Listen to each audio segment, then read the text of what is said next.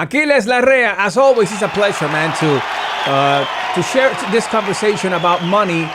It's almost Where are these becoming people? a Where are they? tradition. Money Fridays. Yeah, wise up with your money Friday. Love it. Yes, Fridays apply for everything. Yay, it's Friday. Achilles, we're getting to the end of the work week, and we don't have necessarily the best news or the best headlines in terms of the consumer and the confidence out there. We see the lowest or almost historic low consumer sentiment right now in the United States. What's going on? Why is it happening? Well, consumer confidence is one thing. I'm confident we're going to make money no matter what.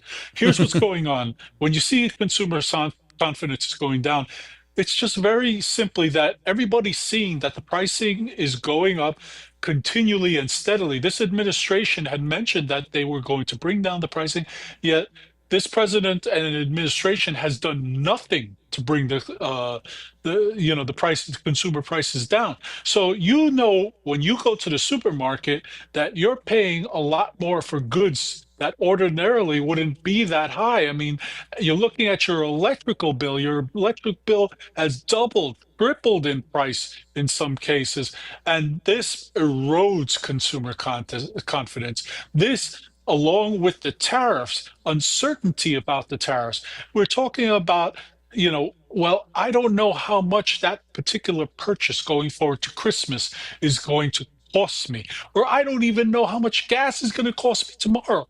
I don't even know how much a technical, a technology.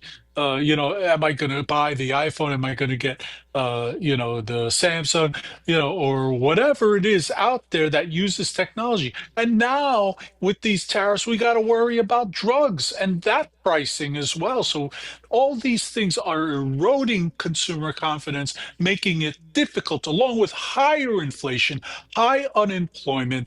We're also seeing the appearance of a recession at this particular point, and that's what we got to watch out for, because if you have 2 quarters of negative growth, and I don't see big growth for this quarter in terms, this last quarter of the year. If we get that now and for the first quarter of 26, then hey, hello folks, we're officially in a recession, and we need to prepare ourselves going forward. How are we going to address that? What is it that you're going to do? How can you restructure portfolios? How can you adjust your living expenses accordingly? But how can we do that? Because at the end of the day, inflation still slightly going up. It's not that it is the end of the world, of course, but that doesn't mean there are not items that are 30, 40, 50% overpriced if we compare year to year. So we're talking about the meat, we're talking about agriculture that is being hit not only by the deportations, but also by the pricing. And now the tariffs that are kicking in, more tariffs after October 1st. So today, the president admitted that the tariffs are hitting our farmers. By the way, he said this in the Oval Office. Let's take a listen. Admitting, Achilles, that okay, a lot of money is coming in, and we have to support our farmers so they can, because they're getting hit and they're gonna continue to get hit for a little while. Is this the first admission that maybe this wasn't the best decision by the administration? You know, my first reaction, Rafael, is to say, duh. You know, here's the thing, you start going after migrant workers. Go after migrant workers. Who's going to plow the fields? Who's going to do the harvest? Right now is when farmers make the most money that they ever do in a year, is the harvest, right? And in absence of having the correct workers at the right price, guess what? The cost gets passed on to the consumer, or crops go to waste, which is even worse. So you have to say to yourself, you know, how is it that you thought that a tariff was going to help our economy when we are no longer in the 1940s or 50s?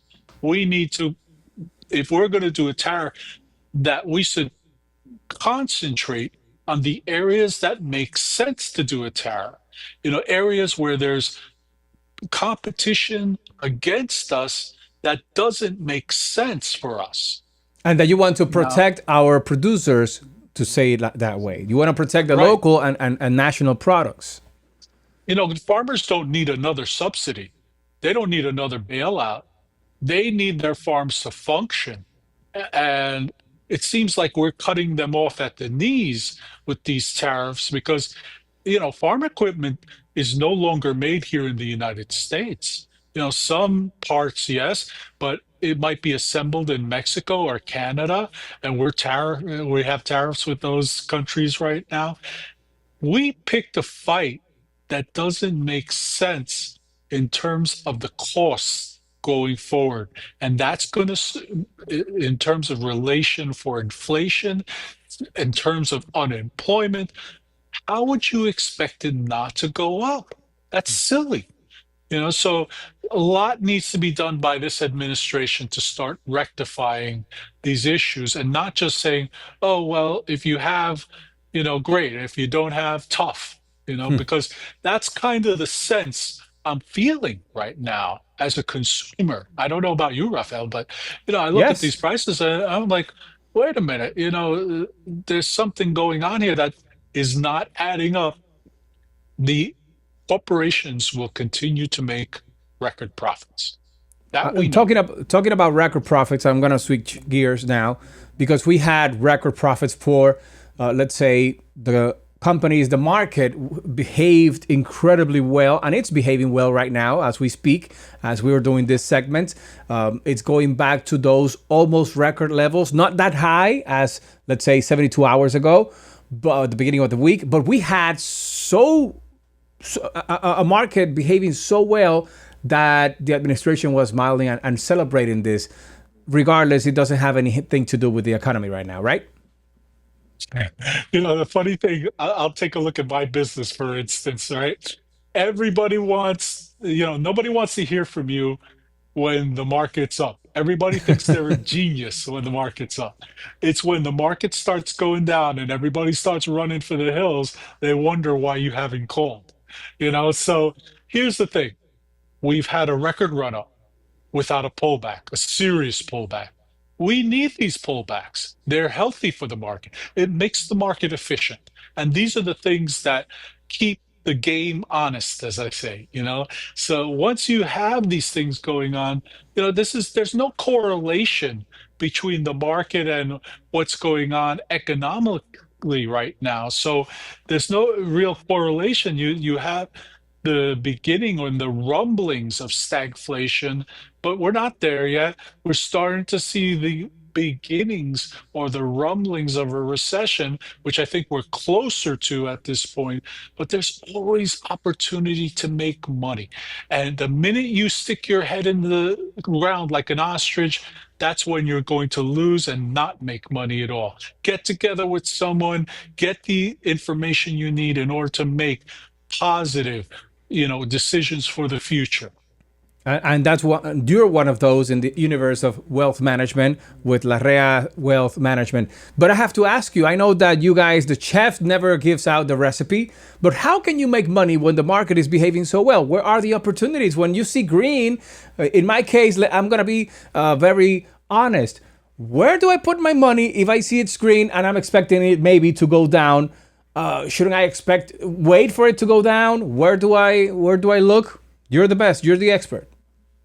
Yeah, well, I'm not giving away secrets here. Shh. But No, advice, advice. just kidding, just kidding. You want to look at consumer cyclicals. You want to look at infrastructure. You want to look at technology companies that perhaps they might have missed their earnings and the stock got beat back, or any particular high quality company that the stock got beaten down for no apparent reason other than the market as a whole or their sector as a whole that's been pushed down. So the pressures are there and nobody in the sector is making money. So you want to make sure that those are the type of holdings that you want to have in the portfolio or add into your portfolio if you have the disposable income to do so.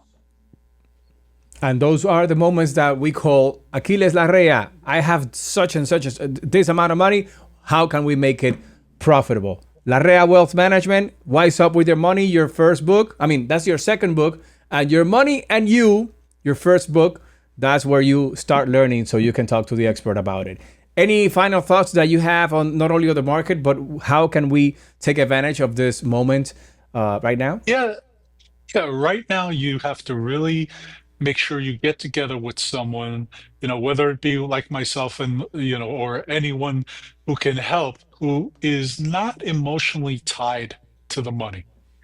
And the reason being is that you will get a 4 to 5% better return doing so. You'll also have someone in your corner who's watching your financial lives on a daily basis.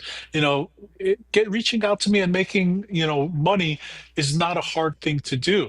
But it's like we used to have commercials here in New York, Apex Technical, where, hey, I can't pick up the phone. Hey, I can't pick up the computer. You gotta reach out to us. So reach out to us via the website, or you could give us a call as well, 212-390-8918.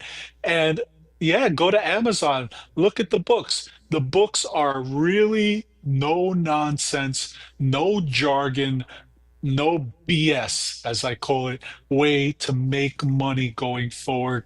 And don't be afraid when you're making these decisions to just move forward if I it have makes sense. Wise Up with Your Money. I'm missing the first one, Your Money and You. So there are the two books, Your Money and You, Wise Up with Your Money, and start your endeavor in the wealth management industry with the best expert you can find here in New York City. Thank you so much. I appreciate those words. It is my pleasure. We cannot leave without the clapping, man. Put your hands together for Aquiles Larrea. Thank you so much, brother. Happy Friday. Thank you.